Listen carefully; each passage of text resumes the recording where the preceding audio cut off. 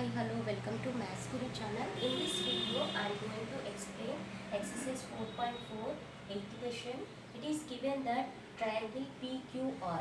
In this triangle, side QR is produces to D, side PQ is produced to S. Now, in this figure given that angle SPR is given 135, angle TQP is given that 110 degrees. That only I wrote from the figure, and we should find out angle PRQ. This third angle we need to find out. Before going to find that, first we should use the given information.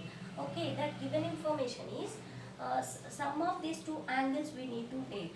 SPR, angle SPR 135 plus angle RPQ, angle RPQ, this angle. Okay, the sum of these two angles will give 180 degrees. Why? Because these two are linear pair angles.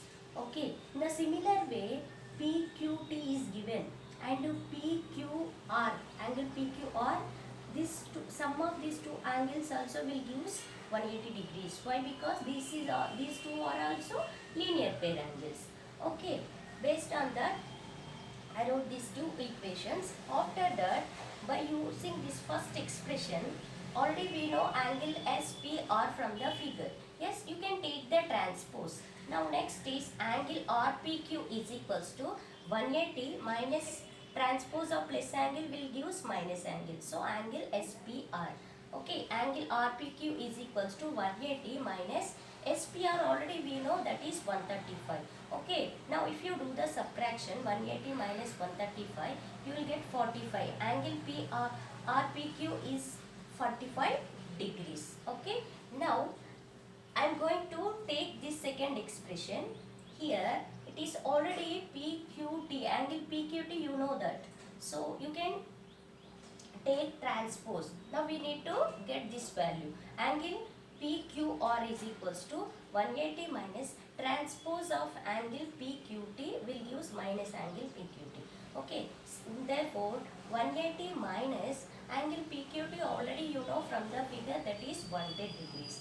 Okay, now you can do the subtraction. 180 minus 110 degrees will give 70 degrees. Therefore angle PQR is equals to 70 degrees. After getting these two values, now you should use the angle sum property. From this triangle PQR, you should use angle sum property. Angle sum property, what it indicates?